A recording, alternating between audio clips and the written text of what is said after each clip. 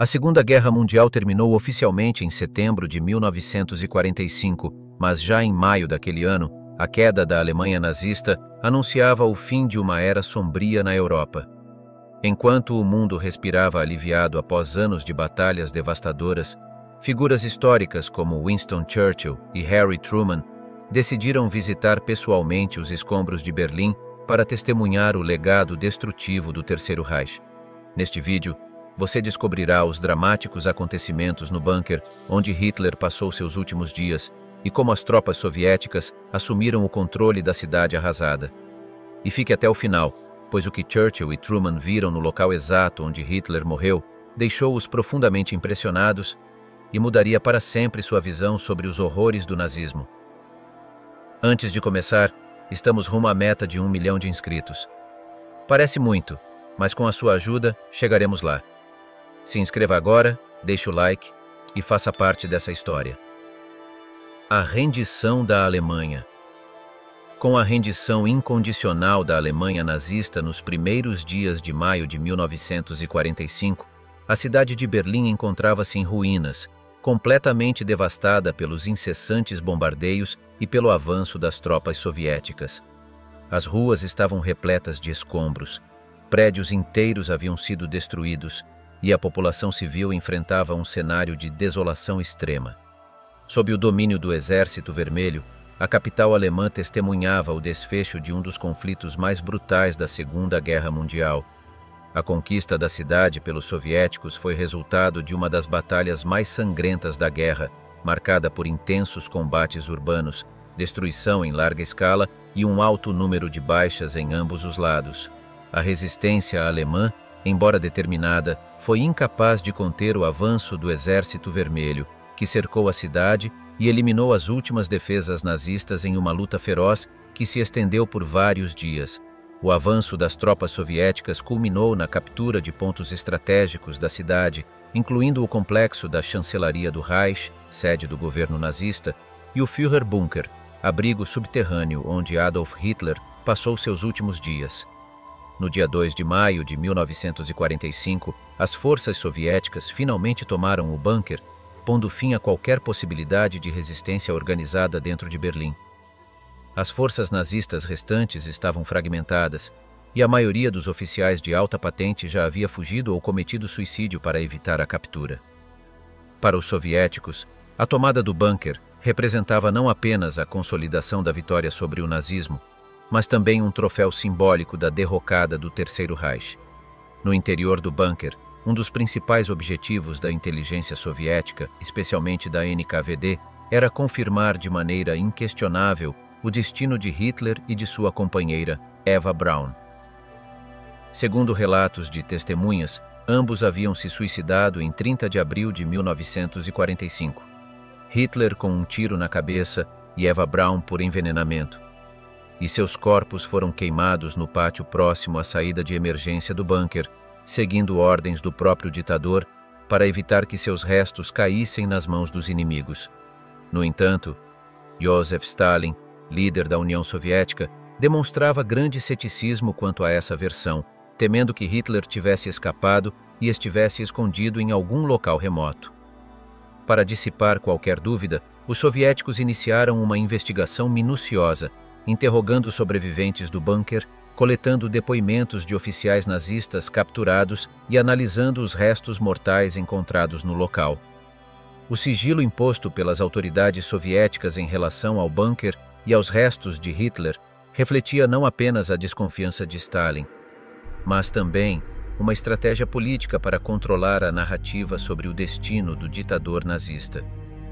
Poucos agentes não soviéticos tiveram permissão para acessar o local e informações sobre a investigação foram rigidamente controladas. Enquanto isso, os aliados ocidentais, britânicos, americanos e franceses, enfrentavam dificuldades para chegar a Berlim, uma vez que o controle da cidade estava nas mãos do Exército Vermelho. Apesar dos acordos prévios que estipulavam a divisão da capital alemã em 4 zonas de ocupação, os soviéticos retardaram intencionalmente a chegada das forças ocidentais, consolidando sua posição antes de permitir a entrada de seus antigos aliados. Dessa forma, somente em 4 de julho de 1945, 2 meses após a tomada de Berlim, os primeiros soldados britânicos, americanos e franceses puderam finalmente ingressar na cidade e estabelecer suas respectivas zonas de controle. Esse atraso na chegada das forças ocidentais já evidenciava o início das tensões que culminaram na Guerra Fria. A cooperação entre os aliados, essencial para a vitória sobre o eixo, dava lugar a uma crescente desconfiança entre a União Soviética e as potências ocidentais. Os soldados britânicos, americanos e franceses que entraram em Berlim buscavam explorar os principais locais associados ao regime nazista, como a chancelaria do Reich e o Führerbunker, mas os soviéticos dificultaram o acesso, permitindo apenas visitas supervisionadas e limitadas.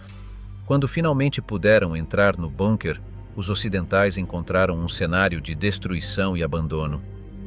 No momento da tomada pelo Exército Vermelho, os sistemas essenciais do bunker, como ventilação, iluminação e fornecimento de energia, ainda estavam em funcionamento, graças a um motor de submarino que mantinha a estrutura operante. Contudo, logo após a ocupação, os soviéticos cortaram a energia, revistaram cada cômodo, apreenderam documentos e objetos de valor estratégico e deixaram o local em completa desordem. Além disso, antes da invasão final, a evacuação apressada dos últimos oficiais da SS, na noite de 1º para 2 de maio, já havia contribuído para o caos dentro do abrigo subterrâneo. Destruição do bunker e visitas importantes. Antes de evacuar o bunker, os soldados da SS tomaram medidas para destruir partes da estrutura e apagar vestígios do que ocorrera ali. Alguns dos cômodos superiores foram incendiados, resultando em danos severos que agravaram ainda mais a destruição causada pelos bombardeios soviéticos sobre Berlim. No entanto, o bunker inferior, onde Hitler e seus assessores passaram as últimas semanas de vida, permaneceu praticamente intacto, embora mergulhado no caos após a invasão do Exército Vermelho. A localização subterrânea do Führerbunker, combinada com o alto nível do lençol freático de Berlim, fez com que a água começasse a infiltrar-se rapidamente após a interrupção do sistema de bombeamento. Em poucos dias, o piso de praticamente todos os cômodos estava coberto por uma camada de água suja, misturada com poeira, detritos e restos do mobiliário saqueado. A falta de ventilação fez com que o ar se tornasse pesado e úmido, favorecendo o crescimento acelerado de mofo nas paredes, nos móveis remanescentes e até nas roupas abandonadas pelos ocupantes anteriores. O que um dia fora o quartel-general de Hitler, nos momentos finais do Terceiro Reich, transformou-se em um ambiente escuro, úmido e insalubre, quase irreconhecível. Apesar das restrições impostas pelos soviéticos, alguns soldados aliados e correspondentes de guerra conseguiram acesso ao bunker de forma clandestina. O suborno tornou-se um método eficaz para atravessar a vigilância dos sentinelas soviéticos. Cigarros, álcool e outros bens de valor eram frequentemente usados como moeda de troca. Os poucos que entraram no bunker relataram um cenário sombrio e caótico. Utilizando lanternas portáteis e a luz trêmula de isqueiros, jornalistas documentaram o estado de degradação do local e capturaram imagens dos cômodos alagados, registrando a decadência do último refúgio de Hitler. Como resultado dessas incursões não autorizadas, diversos objetos foram retirados do bunker e levados como souvenirs, muitos dos quais ainda existem, preservados em coleções privadas ou expostos em museus ao redor do mundo. Enquanto Berlim tentava se reorganizar em meio à destruição, os líderes aliados se preparavam para um dos encontros mais importantes do pós-guerra, a Conferência de Potsdam. Realizada no Palácio Cecilienhof, a reunião tinha como objetivo definir o futuro da Europa devastada e coordenar os últimos esforços na guerra contra o Japão. Para receber os chefes de Estado, os soviéticos organizaram uma recepção formal, e em 14 de julho de 1945, os dois principais líderes ocidentais chegaram a Berlim. O presidente dos Estados Unidos, Harry S. Truman, e o primeiro-ministro britânico, Winston Churchill. Antes de seguirem para Potsdam, As delegações foram levadas a um breve tour pelos locais mais emblemáticos do regime nazista, agora reduzidos a escombros. Entre os pontos visitados estavam a chancelaria do Reich e as ruínas do Führerbunker. Truman, aparentemente pouco impressionado, manteve-se dentro do veículo oficial e observou os destroços de maneira indiferente. Churchill, por outro lado, mostrou-se mais interessado e quis explorar os arredores a pé, examinando os vestígios da fortaleza subterrânea onde Hitler passara seus últimos dias. Antes de continuarmos, queremos saber sua opinião. Se está gostando do conteúdo, comente "Quero mais histórias".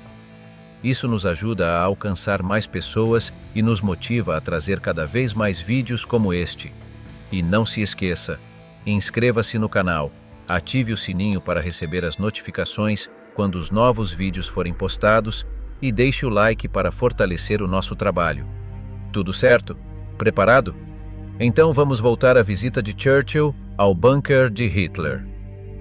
A comitiva de Churchill.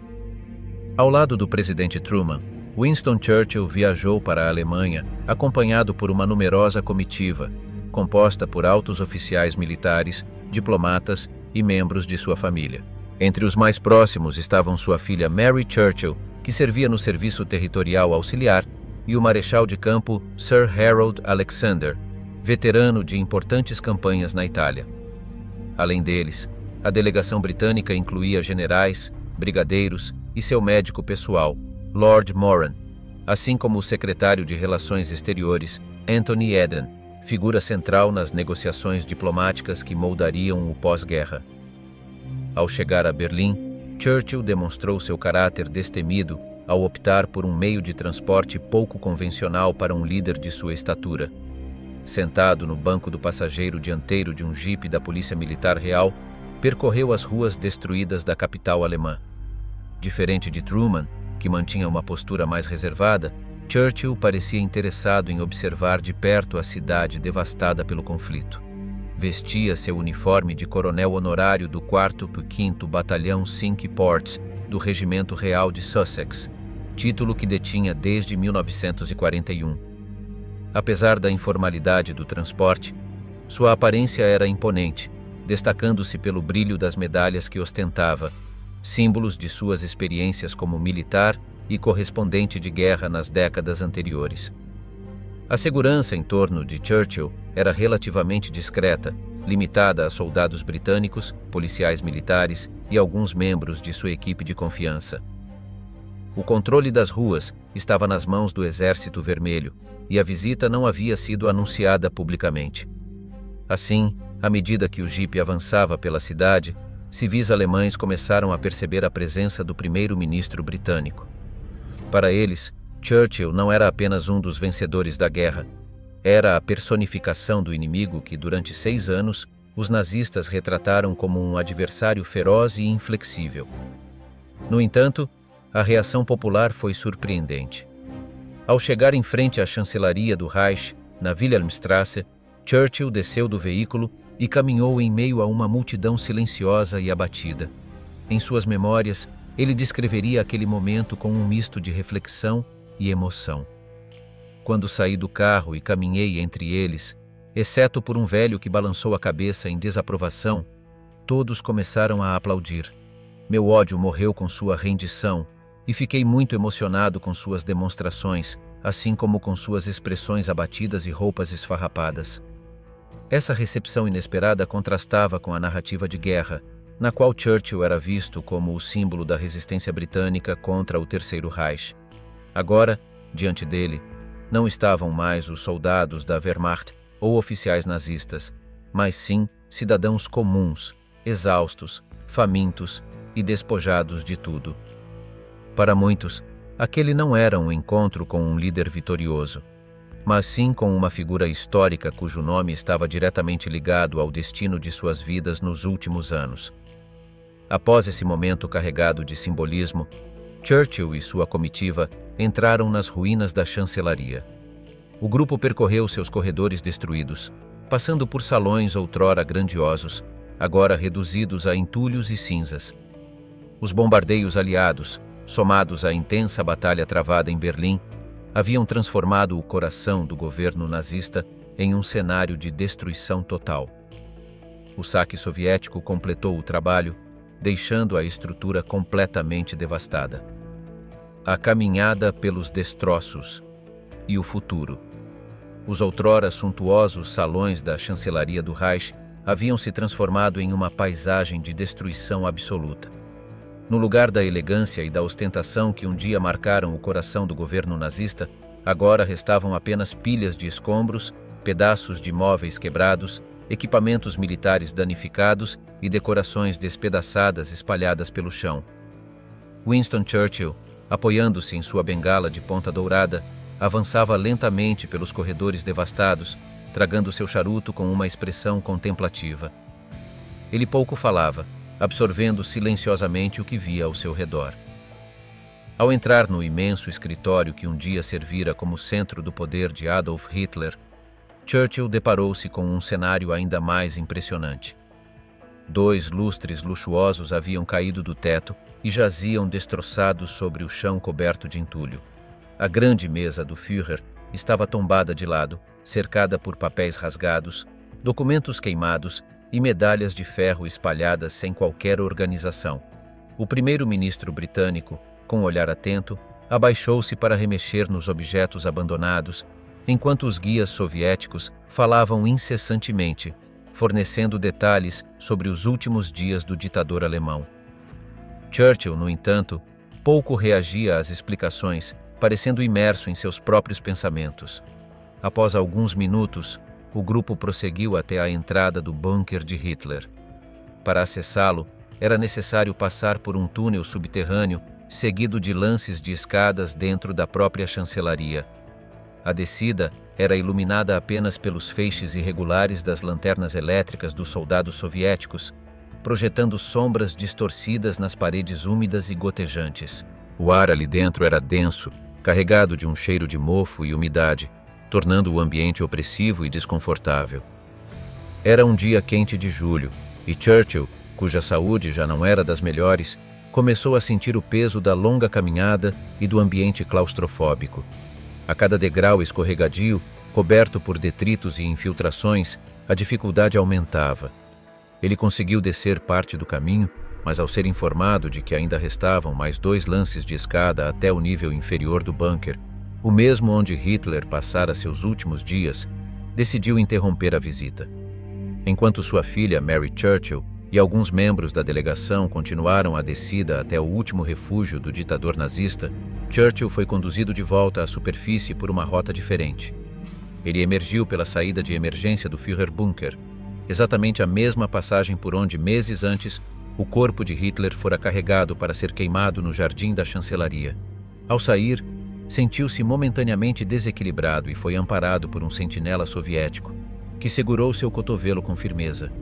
O líder britânico aceitou o gesto sem dizer palavra e foi levado a uma poltrona velha e desgastada, colocada ao lado da saída do bunker para que pudesse descansar. Os soviéticos lhe informaram que aquele assento pertencia ao escritório de Hitler dentro do bunker. Uma ironia que Churchill recebeu sem reação aparente. Com um lenço, ele enxugou o suor da testa e conversou brevemente com os membros de sua comitiva enquanto aguardava o retorno daqueles que haviam descido ao subsolo.